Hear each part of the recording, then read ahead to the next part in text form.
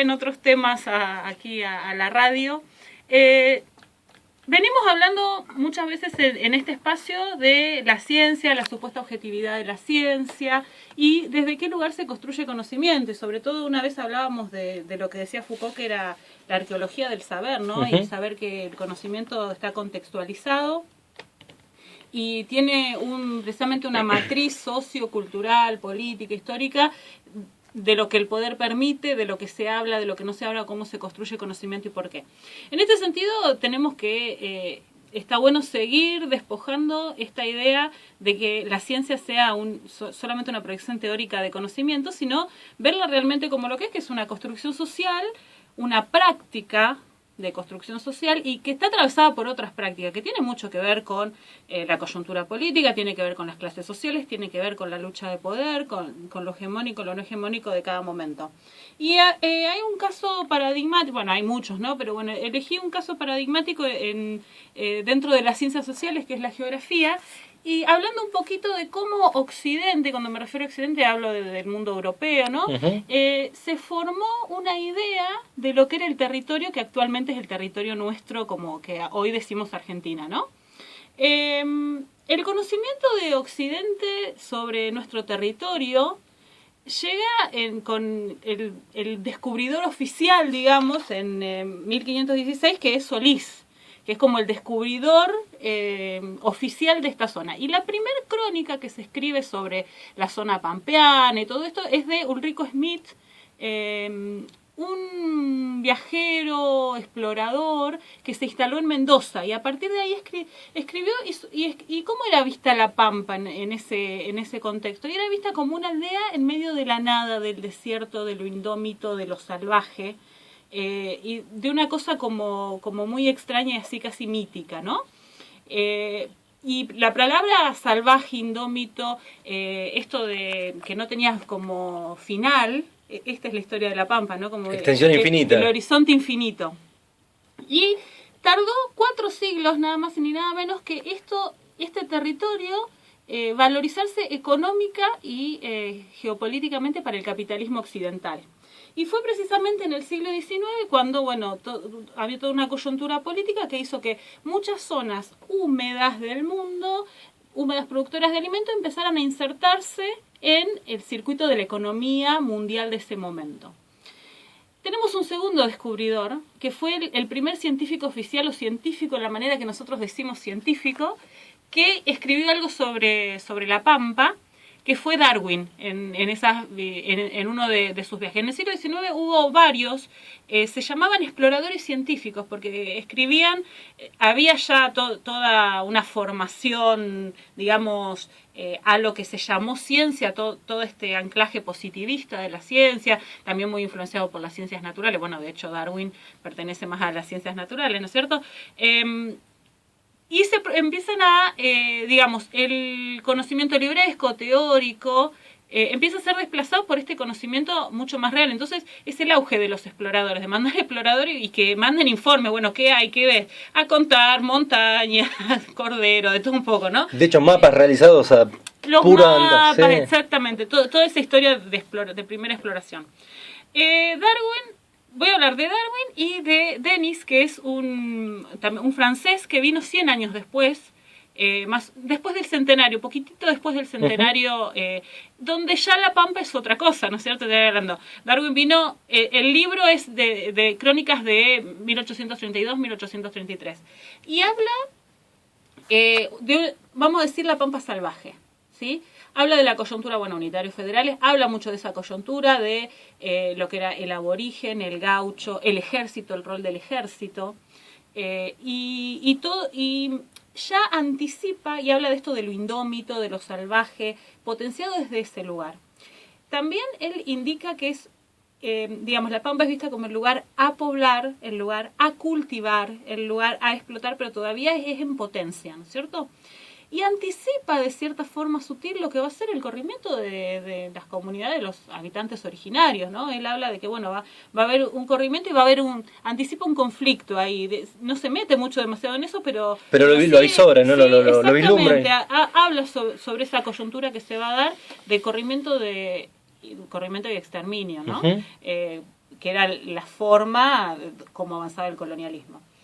100 años después viene este señor Denis y obviamente estamos en una coyuntura, es el auge del capitalismo, del modelo económico y político que todavía sigue vigente, presente, ¿no es cierto?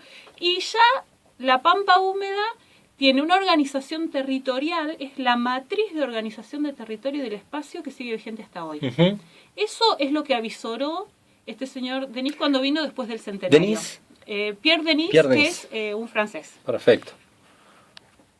Aparicio, que es un geógrafo argentino, escribió La Suma de la Geografía en 1958 y hace toda una historiografía de cómo se fue construyendo el conocimiento sobre nuestro territorio y cómo, de acuerdo, por ejemplo, estas dos visiones, la de Darwin y la de Denis, las tenemos en dos momentos históricos. Son 100 años de diferencia, casi en una misma coyuntura, pero como un momento de inicio y un momento de auge de un mismo proceso, y cómo eso crea dos visiones cómo veían un territorio y lo que veían en él y lo que querían buscar en ese territorio no era lo mismo, ¿sí? Entonces, despojamos un poquito de la supuesta objetividad a esta producción de conocimiento. Surge en un contexto, por algo se necesitaba también este conocimiento. Denis ya habla de la pampa productiva, ¿no es cierto? Y lo que hace en sus informes, en sus crónicas, también es hablar de dos sociedades. Y él establece una clara diferencia entre lo que es una sociedad moderna que se está estableciendo y lo que él llama como resabios de una cultura colonial hispana.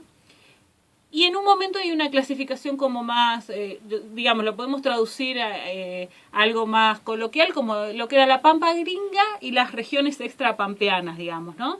Y esta coyuntura que es tan fuerte para nosotros de interior y Buenos Aires. Totalmente. Y cómo va moldeando todo el imaginario social, ¿no? Hacia adelante, como lo que vos decías ahí, cómo va después creando en lo que son las culturas hacia adelante, cómo nombramos a la Pampa, cómo pensamos la Pampa, cómo pensamos el territorio argentino, ya de un modo preconcebido. Exactamente, antes. Bueno, porque precisamente todo es, cómo uno hace recortes de territorios, de regiones, qué escala utiliza, y qué criterio, si es el criterio de productivo, si es el criterio de clima, si es el criterio de paisaje, hacia dónde va la producción, qué valora, tiene que ver también con un momento, con qué coyuntura político-económica hay mundialmente y sobre todo esta relación metrópoli y los países que no pertenecían, o los de afuera, o las colonias en un momento, bueno, en ese momento ya no era más colonia, en el siglo XX, pero sí eran los países periféricos. Uh-huh.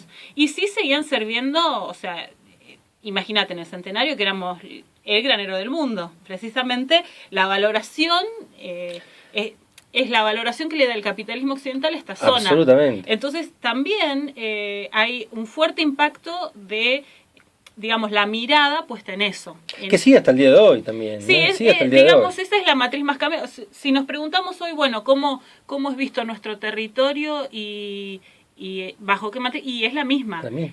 La Pampa, bueno, ahora no solo la Pampa, sino otros territorios, a